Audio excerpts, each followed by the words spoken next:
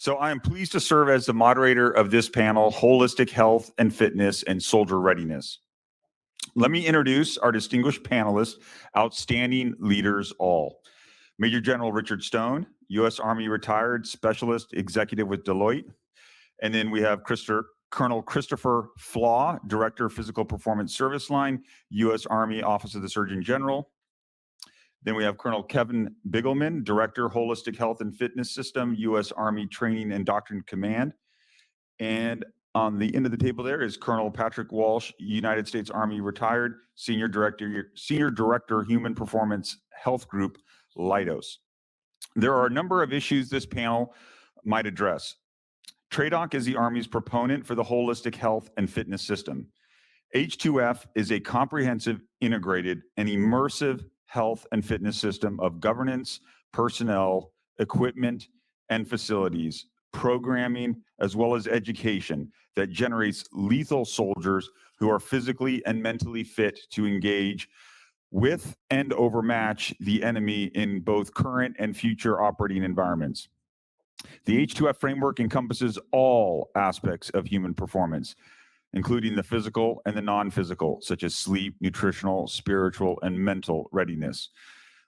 Thus, optimizing soldier readiness, reducing injury rates, improving rehabilitation outcomes after injury, while increasing the total Army's overall effectiveness.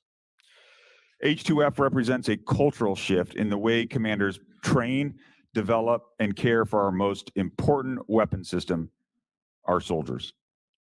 The H2F system is evidence-based, grounded in science and best practices of competitive athletic programs and USASOC's tactical human optimization, rapid rehabilitation, and reconditioning program known as Thor-3.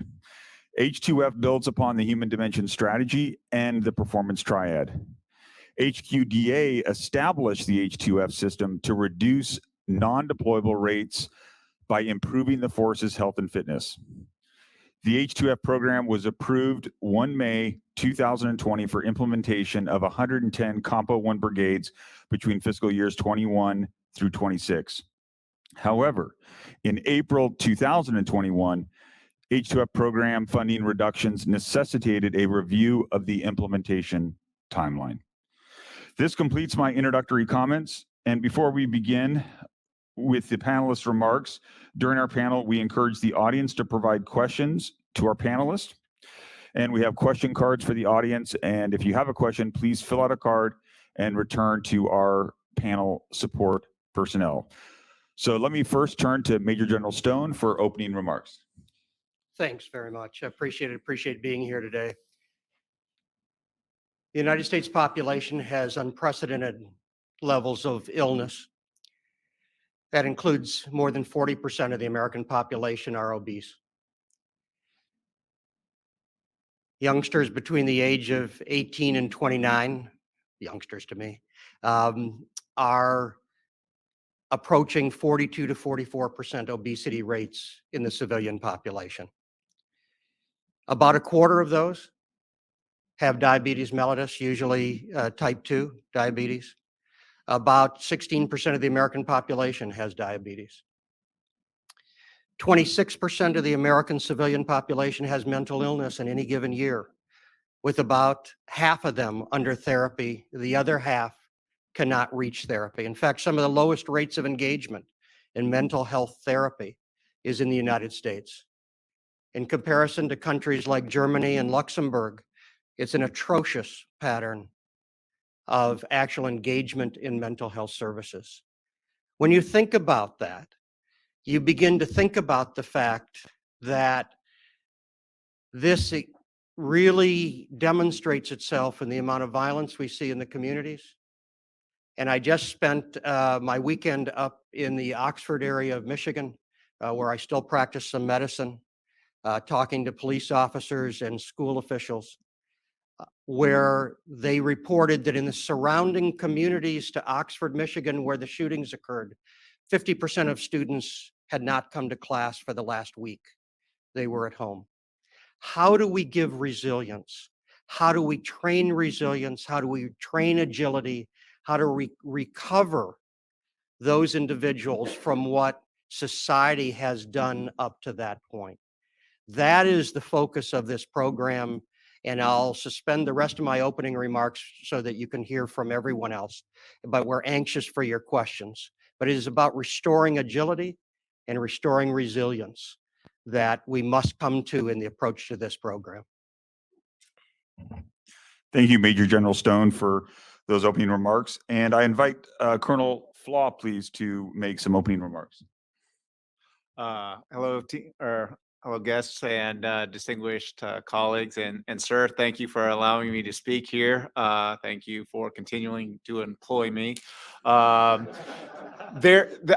want to start out, we usually start off with facts, and you may have heard there is a flaw in Army medicine, and he is sitting right here speaking with you right now, and that is the only flaw in Army medicine to this point, until my children are of the age to join the service. So, but in all seriousness, from the opening remarks, there is a significant problem that is occurring in our nation, and there's a threat to national security, because we are still a volunteer force, and those are, that's the population that we recruit from and we bring into our family. And so, the challenge is, how do we undo anywhere from that 17 to 24 years of their behaviors, their environment they grew up, and bring them into the Army culture. And my background is a physical therapist, so part of being a physical therapist is getting you to do something you don't want to do. It's behavior change. We could also do in hostage negotiations, psychological operations, but I listened to the panel, and Lieutenant General Brito, I put some bullets down. He talks about the health, the resiliency, the wellness. He talks about behavior. He talked about cohesive teams and holistic health and fitness. It's a cultural change. It's a change in the way we've done it. And from a healthcare perspective, it's also a culture change. It's a paradigm change, because when you look at the social determinants of health, 80% of that is outside of healthcare. Only 20% of the social determinants of one's health is in healthcare, but we focus the predominance of our incentivizing, our resourcing, our funding to healthcare. So in general terms of the right of boom capabilities, what H2F does is focus that left of boom, that 80% of those factors that influences one's health, whether it be through individual behaviors, like for myself, of practicing resilience last night with my wife, who has baked Christmas goodies, and to what I call the grazing path, as you walk past, is those are the calories that don't count, because you just walk past and I walk to it. But it's those factors is outside the healthcare. So if we do it right, and the healthcare paradigm shift is focusing on that left of boom, that health of the healthcare, if we do this right, we will decrease that demand signal on the healthcare system itself, where the healthcare system will be able to truly focus on the critical sick, the critical ill, the critically injured, and to not be overburdened with preventable conditions or issues that plague our country, as well as affects our readiness of the service. So appreciate you all having me here, and I'm going to turn it back over, and my colleague, Colonel Kevin Bigelman, who I work with closely, will talk more about H2F. Thank you, Colonel Flaugh, for those comments. And Colonel Bigelman. Thanks, Chris, for those nice comments. I too am flawed, but I'm not in Army medicine. So General Dingle, General Swan, thanks for the invitation to speak here today. On behalf of my boss, General Klein, and General Funk, it's a real honor to talk holistic health and fitness with you. Really, like Chris said, H2F is about a cultural change for the Army. It's improving our health and fitness. It's about individual soldier personal readiness. So for the privilege of wearing this uniform, we're trying to get soldiers to understand that they've got to be both physically and non-physically ready. And the physical domain is easy for soldiers to understand: strength, power, coordination, agility, balance, coordination, reaction time. But the non-physical domain is a little bit more squishy. So things like mental readiness and spiritual readiness and nutritional readiness and sleep readiness. The example I always use when I talk to soldiers is, hey, you ever heard of that guy named Tom Brady? And they say, yes. I'm like, he's a pretty good quarterback. He's 44 years old and he's operating at the highest levels. Do you think he cares about his physical domain? Of course. And then I start saying, do you think he cares about his sleep and nutrition and mental? And the answer is absolutely. So that's kind of a good connector to how we're looking at soldiers as athletes. I'm not saying every soldier is a Tom Brady, but every soldier should be treated as such. And really, the backbone of H2F started with the publication of this document. So most of you in this room remember 722 as Army Physical Readiness Training. Now it's known as Holistic Health and Fitness. It's not about this big anymore. It's really easy for soldiers to read. And we've got chapters devoted obviously to the physical domain, but also to the other non-physical domains that I described. So for the first time in the Army's history, we actually talk about sleep readiness and nutritional readiness. So really moved, it's an evolutionary shift forward for our Army with this doctrine. And there's other things in here too that are of interest, like pregnancy and postpartum training, PT. We shouldn't tell our female soldiers, our women soldiers that are pregnant or postpartum to go off and train on your own at an installation-led program. Let's keep them in the brigade and treat them the way athletes should be treated when they're pregnant or postpartum. So really the backbone of H2F is establishing 110 H2F performance teams across the Army in FORSCOM, in TRADOC, and in USASOC. And these performance teams are physical therapists, occupational therapists, registered dietitians, strength and conditioning coaches, athletic trainers, and cognitive performance specialists. So much the same way that we surround professional sport teams with those dedicated SMEs, and collegiate teams do the same thing. That's what we're taking and doing into the brigades. We've established 28 brigades this year. So if you go to places like Bragg, Polk, Drum, JBLM, and Bliss, you'll see these teams being stood up as we speak. And I certainly believe it's changing the culture of health and fitness for the Army. These teams also come with deployable medical equipment sets for the PTs, the OTs, and the RDs to do their job. There's also garrison equipment sets that are associated with them. Eventually, the Army will establish dedicated training facilities called SPARCs, Soldier Performance Readiness Centers, for each of these 110 resource brigades. So dedicated training facilities where soldiers train strength and power, just like a collegiate team would train. And so we'll get there. This is a 9 to 10 year cultural change for the Army, but the process has already started. So thanks for letting me speak. Thank you for those comments, Colonel Bigelman. Colonel Walsh. First of all, I'm nervous because whenever I see this many medical professionals in a room, I'm usually on my back, laying down and being treated. So first of all, I'd like to thank AUSA and taking care of the soldier every day. The medical community, especially you, sir, for saving my life once upon a time, as you look at what we do with our medics and the medical professionals today. And most importantly, I want to thank Leidos for the passion and what they do in taking care of our nation, with making the world safer, healthier, and more efficient. And we do that through technology, engineering, and science. And what I like about Leidos is they allow us and allows me to be a soldier still, and be able to look at being a soldier and soldiering on to be able to take care as an industry partner for organizations like the Army and the USA. And being the infantry person on this this panel, I'm used to being the consumer of medicine. But more importantly, what we have to realize with medicine, it's not just sick call and health. It's about performance. And when you look at health, it's the mind, it's the body, it's the spirit, it's the soul. I never heard of the World Health Organization until we've had a pandemic. But really, complete physical, mental, and social well-being, that's health defined by WHO. So what we do in Leidos is we're in that space of holistic health and soldier readiness. And what we bring to the table is, everybody's been working with the electronic health records, and we've been transitioning our medical treatment facilities. And remember back when you were a soldier, it was that footlocker of the medics bringing your your paper records. All right, that's no longer the case.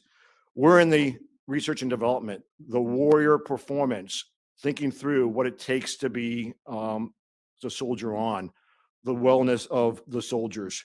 We also, with other industry partners, work on the non-medical and the counseling of our soldiers and service members. Military family life counseling and taking care of soldiers is important. I think the Secretary of Defense said mental health is health. All right, that is key. And that is not in your health records. It is about all those things. The way we look at it, in the military and veteran health solution space, which is where I work, is we look at it as a life cycle. CarMax has it right. Carfax has it right. When you buy a car, all right, you are buying something that's 18 years old or 2 years old, and you know everything about that car. All right, we are signing up 18 to 40-year-olds, and then we are investing in them for their life cycle, and we are taking care of that responsibility. Most importantly, our most precious is the blood and treasure, the American soldiers. And as we take care of the American soldiers, thinking through disability and that life cycle, we've got to converge not only the health records, but the personal records, the environmental records, the training records in a converging fashion. So therefore, all this data is available for the medics on the ground, available for when we make assessments, because you have to have the right person in the right place at the right time. It is so important because we cannot outnumber our adversaries. We have to outthink and outperform, and performance is where we're going to win. Excellent. Thank you very much, Colonel Walsh, for those comments. So let me then thank you all for the introductory comments. And let me begin by directing some questions toward our panel. Why did the Army establish H2F as a system? Anyone? Yeah, I could certainly start off with a couple thoughts. You know, as mentioned by General Stone, we've certainly got some problems in our Army. We've got problems with overweight and obesity, not just in Compos 2 and 3, but in Compo 1. We've got problems with sleep hygiene. 50% of our drill sergeants sleep less than 5 hours of sleep a night. We make poor nutritional choices. And if you think I'm lying, go to the shop pad after PT and watch what soldiers eat. And they grab the monsters, couple of monsters, and those hot dogs on the rotator, and they call that good performance nutrition. That's not right. We spend about $577 million annually on musculoskeletal injuries, and that's certainly not sustainable. And then also to this, you know, our recruiting pool gets smaller and smaller every year. There's about 30% of the youth that are age 17 to 24 that can, you know, we're able to attract into the Army. And of those, you know, some folks are going to go to college, some are going to do other things. And so that number keeps getting smaller and smaller every year. So for the national security of our country, we've got to change the way we do business. And if I can add, when we look at health, a lot of times we look at it as health is those physical, biological markers of what health is. When we look at performance or holistic health, we have to look at balance, reaction time, coordination, agility, speed, power. Those are soldier tasks that we've got to be able to do. And watching holistic health and fitness come from, you know, comprehensive soldier fitness and all these other, you know, prior programs, it is really about performing. And we've got to be able to not just sit on the couch. We've got to be able to perform at a moment's notice. And that's why it's so important. And so glad to be able to see where holistic health and fitness is going. Yeah, I think that this is really about the ability to get units out the door. And if you're at a 15 to 20% non-ready state, this is about bringing those service members to the highest level of readiness we can get to. And when we start with some of the problems that we've discussed already, this is about giving them the skill sets to sustain themselves through a career. And if in fact we don't do that, we do not have the force structure, and we break too much of the downstream force structure in order to get the initial units out the door. Excellent. Thank you very much for those comments. There's a question that came in. Where is the Army on formalizing the implementation of the ACFT, and how does that fit into H2F?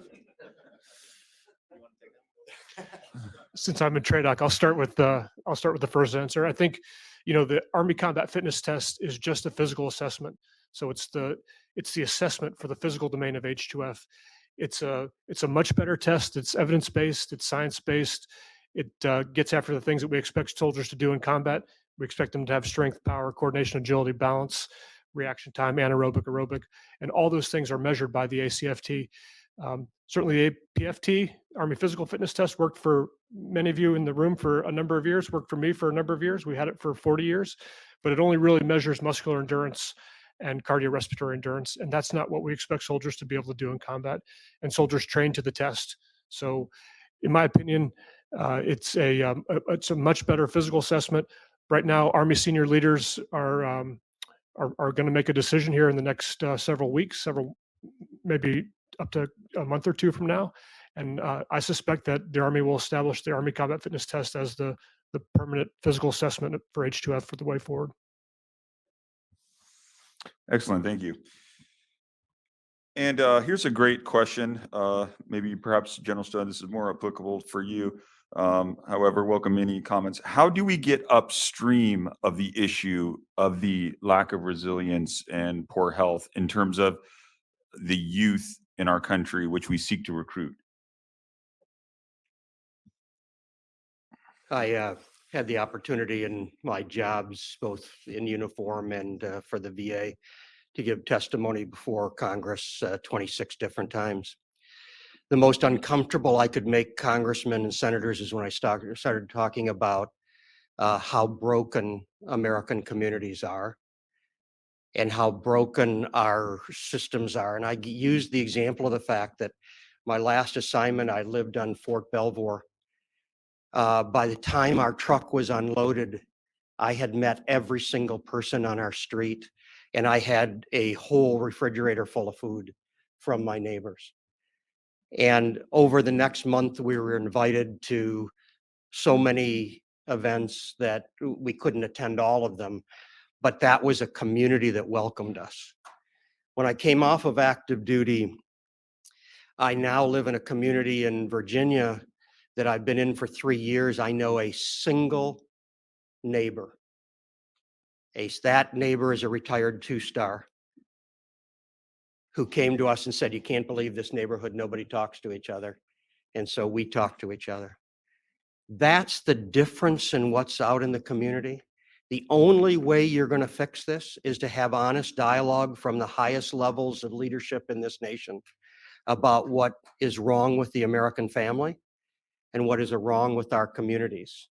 One of the joys that is in this book is a discussion of spirituality and what spiritual faith really means to us.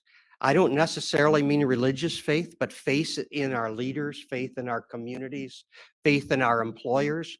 I always truly believed when I was in uniform that the Army would take care of me. Now, some of you will laugh when I say that, but I always believed it.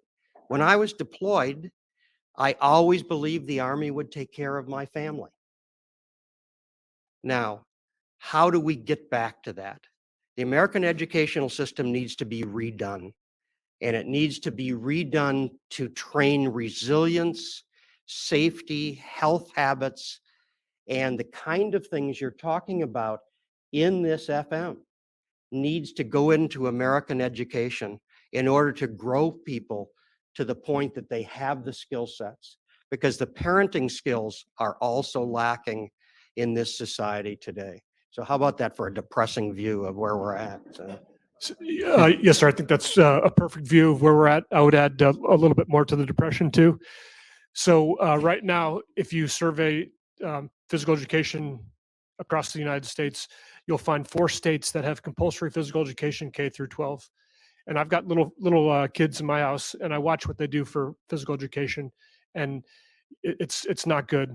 So if you don't learn how to run, jump, roll, throw, climb when you're a youngster, it's hard to set those neural patterns when you're older person.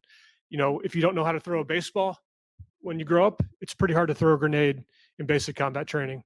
So this is serious stuff. And so every chance our leadership in TRADOC gets to talk to our congressional representatives, we always make the point that, hey, we could save every single dollar in H2F if we revamped the way we educate our kids physically during the first 18 years of their life.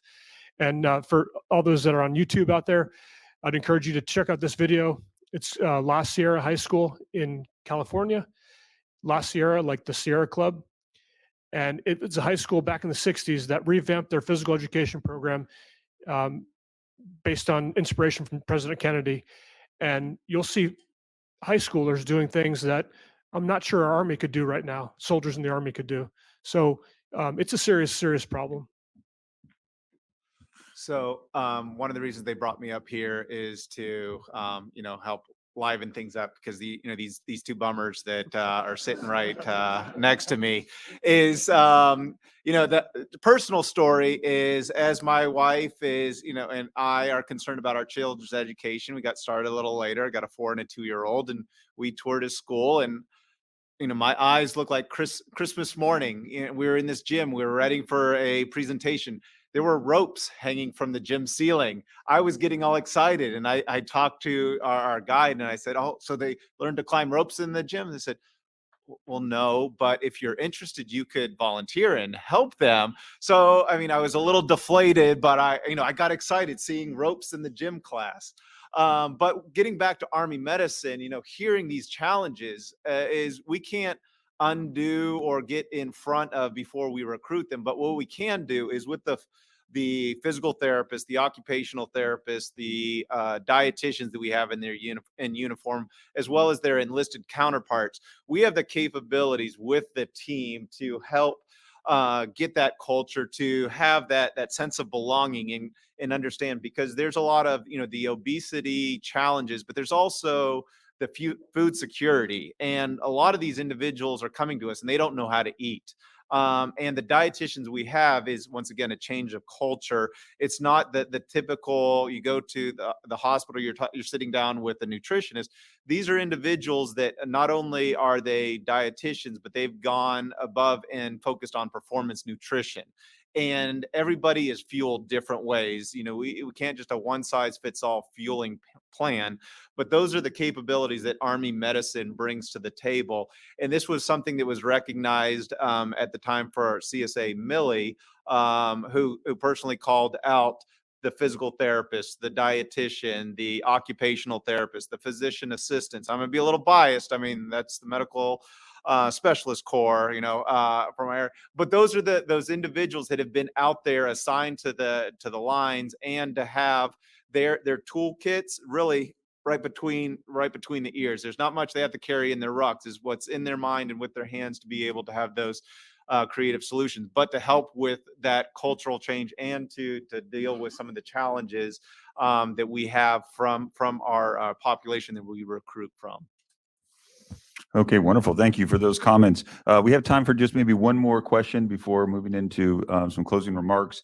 And I'd like to bring up this specific question that was wrote in, and it's: how closely do the H2F initiatives align with improved unit readiness, and what data do you have or plan to use to support the rollout and increased funding?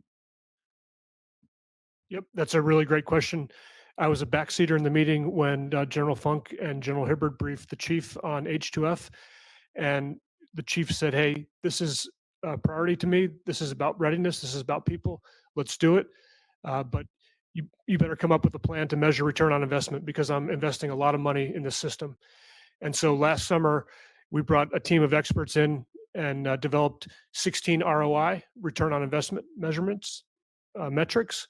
Some are medical in nature, some are programmatic, some are quality of life, but they all get pulled from existing data sources. So we're not relying on commanders to input additional data to track H2F. So we'll pull information from data sources like DTMS, the DODSR. All that data gets pulled by USARIUM, the smart folks up there, and then they'll compare H2F resource units to what the Army looked like pre-COVID.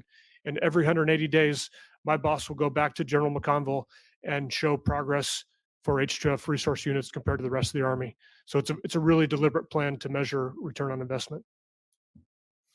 Wonderful. Thank you very much. So I want to thank everyone for supplying some very thoughtful and just great questions. Okay. Okay, wonderful. So then let me pick another one of those great, thoughtful questions. How many soldiers have engaged the 28 locations that are currently where H2F is currently deployed, and what has been the reaction? Yep, that's another good question. So think about this for the Army. In the summer of 2020, we had nothing. We had no H2F. We just had the mission to move out from General McConville. And so in that short time, from the summer of 2020 to now, we've established 28 brigades worth of H2F performance teams. So, and these teams are a mix of GS, they're led by GS 13. They're a mix of military PTs, OTs, and RDs, and their enlisted counterparts. They're GS PTs, OTs, and RDs, and their assistants. And then they're contracted strength and conditioning coaches and athletic trainers and cognitive performance specialists. And the bulk of these teams are those contracted 3 disciplines that I just described. And these are multi-million-dollar contracts to get these people on the ground. All that to say, last week I was at Fort Polk, Louisiana, and we were working with the 3rd Brigade of 10th Mountain. And the culture of the Army is changing because of these teams. So the H2F performance teams are a special staff organization of the brigade commander. And now you walk into the brigade headquarters or a building just next to it down in 3rd Brigade, and you see soldiers getting access to PTs and PTAs every day, getting access to OTs and OTAs every day, getting access to dietitians and strength and conditioning coaches and athletic trainers every day. And it really is a game changer. So if you're interested in linking up with one of those brigades, I'd be happy to connect you with them. But over the next 6 months, we'll be traveling to each of those brigades with the team from our headquarters to make sure that, and we'll meet with MTF commanders, we'll meet with brigade commanders, we'll meet with CGs to make sure they understand the capabilities that are right now in their formations.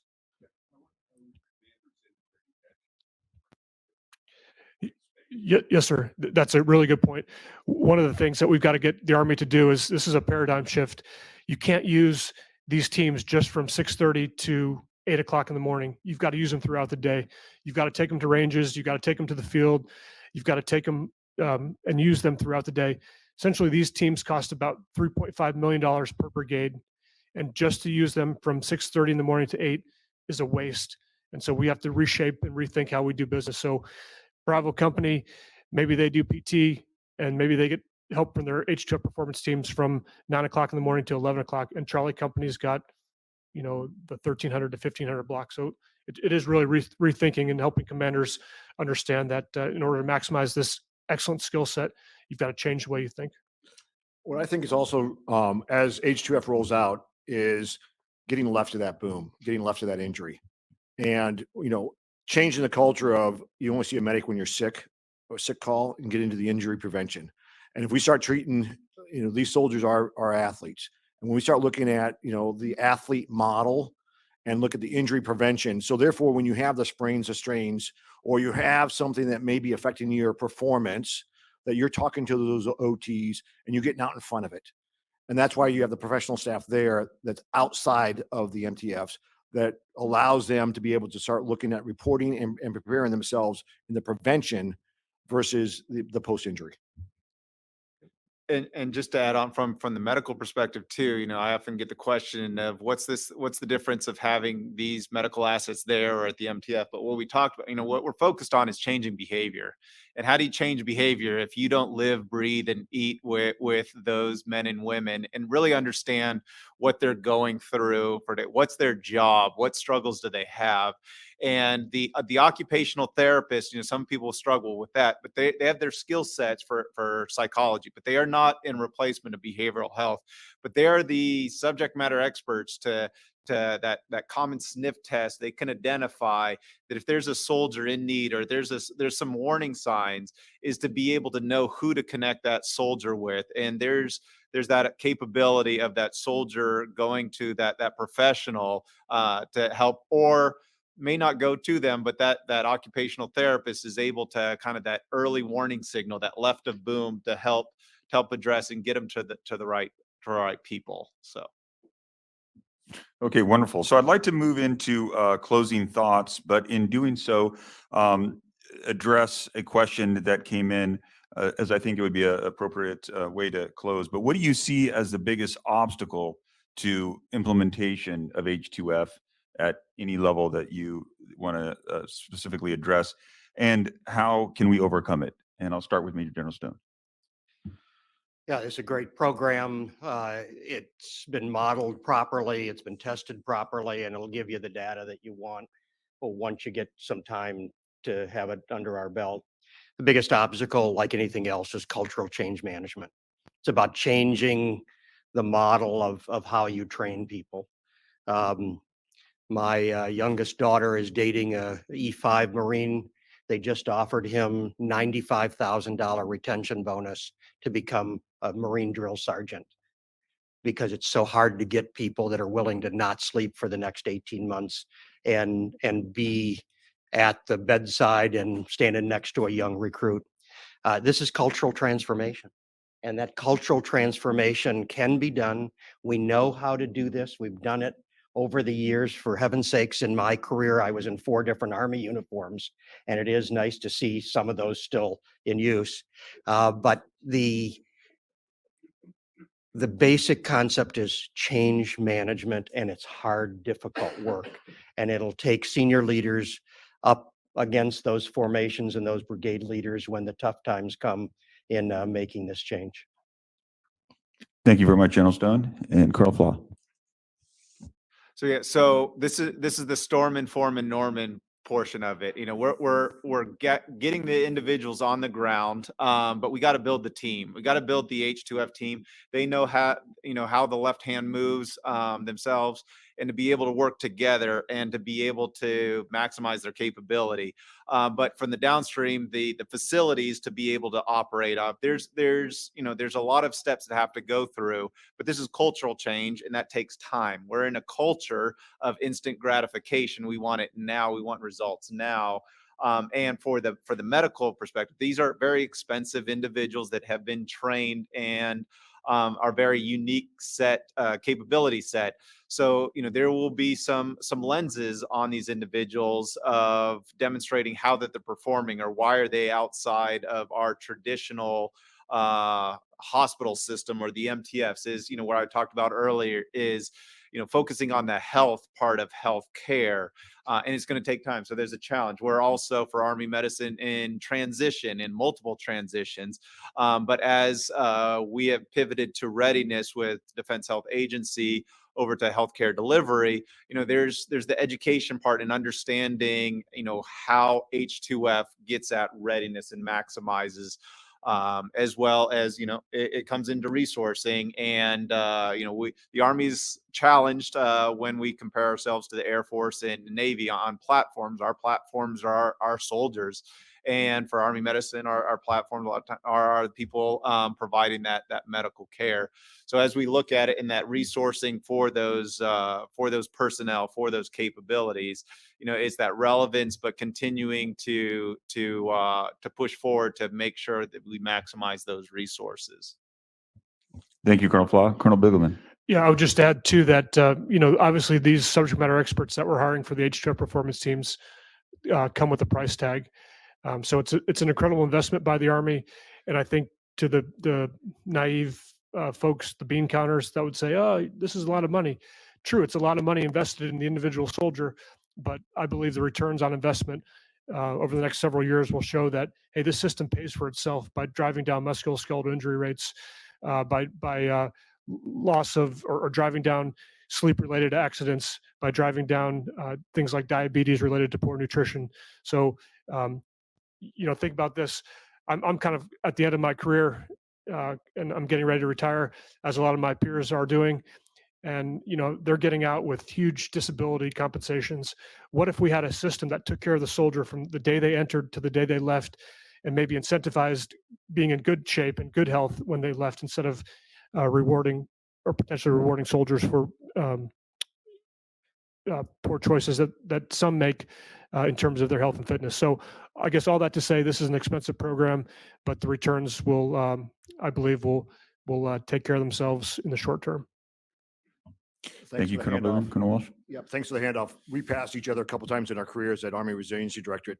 So it's ROI, return on investment. It comes down to what's affordable. And the end user, through the squad, through the brigades, up to the entire ecosystem, we've got to be able to look at the return on investment. We're going to have to use technology to be able to do that. Our ROI is going to have to go down to the individual user, that soldier, and ROI. So that's why people first winning matters. We have got to be able to change the culture with people first. Our soldiers are different today. Those Zers are much different. They compete on games. They compete on their watches. They are measuring their performance, and we've got to change with that. So that ROI matters. And just like people first winning matters, like the chief of staff has always stated, it's a competition. It's a competition for money. So upon the fields of friendly strife are sown the seeds of victory. Upon other days, on other fields, bear the fruits of victory. All right. A dead guy quote. All right. So bottom line is we've got to be in a competition against our adversaries, against the other services. So therefore, go Army, beat Navy. Thank you, Colonel Walsh. So in closing, I also would like to thank AUSA for all they do for our Army, the soldiers in our Army, and the families that support our soldiers. Thank you very much.